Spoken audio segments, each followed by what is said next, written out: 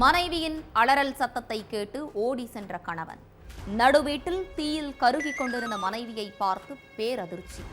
மின்னல் வேகத்தில் வீட்டிலிருந்து தலைதெறித்து ஓடிய ஜூஸ் கடைக்காரன். கணவன் டீ கடைக்கு சென்ற கேப்பில் வீட்டுக்குள் என்ன நடந்தது? ஜூஸ் கடைக்காரன் தலைதெறித்து ஓடியது ஏன்? பின்னணி என்ன?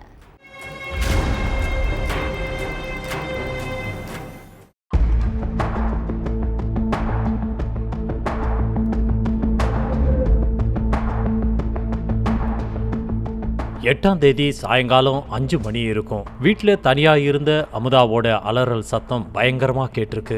மனைவியோட சத்தம் கேட்டு டீ கடையில இருந்த கணவர் சீனிவாசனும் அக்கம் பக்கத்துல குடியிருந்தவங்களும் ஓடி போய் பார்த்திருக்காங்க. அப்போ வீட்டுக்குள்ள இருந்து ஒருத்தன் தலை தெறிக்க ஓடி வந்திருக்கான். அவனை பிடிக்க சிலர் ஓடி போக கணவர் சீனிவாசன் வீட்டுக்குள்ள போய் பார்த்திருக்காரு. அங்க மனைவி அமுதா கத்தி குத்துப்பட்டு தீயில கருகி சடலமா கிடந்ததை பார்த்து அரண்டு போய் நின்னு இருக்காரு.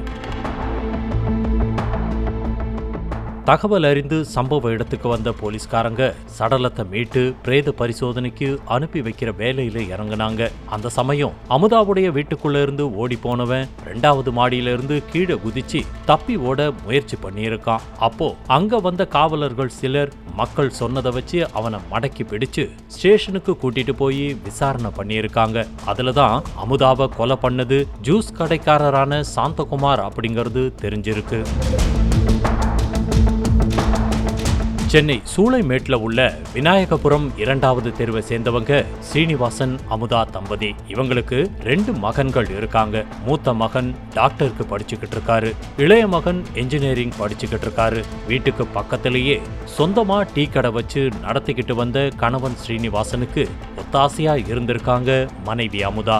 கணவன் சாப்பாட்டுக்கு போற நேரம் அமுதா கடையில இருப்பாங்க. மனைவி சாப்பிட போற நேரத்துல ஸ்ரீனிவாசன் கடைய பார்த்துப்பாரு. இப்படி 2 பேருமா மாத்தி மாத்தி கடைய பார்த்துக்கிட்டு இருந்திருக்காங்க. இவங்க கடைக்கு பக்கத்துல தான் சாந்தகுமாரும் ஜூஸ் கடையை நடத்திக்கிட்டு இருந்திருக்கான். இந்த சூழல்ல வழக்கம் போல ஸ்ரீனிவாசன் மனைவிய சாப்பாட்டுக்கு மாத்தி விட்டுருக்காரு. அப்படி வீட்டுக்கு போன அமுதா பின்னாடியே போன சாந்தகுமார் அவங்களுடைய வாயை பொத்தி காதுல இருந்த தங்க கம்மலையும் கையில இருந்த மோதிரத்தையும் பறிச்சுக்கிட்டு தப்பிச்சு போக பார்த்திருக்கான். அப்போ அவங்கிட்ட அமுதா மல்லு கட்டவே வீட்டுல இருந்த கத்தியை எடுத்து அவங்கள சரமாரியா குத்தி கிழிச்சிருக்கான் சாந்தகுமார்.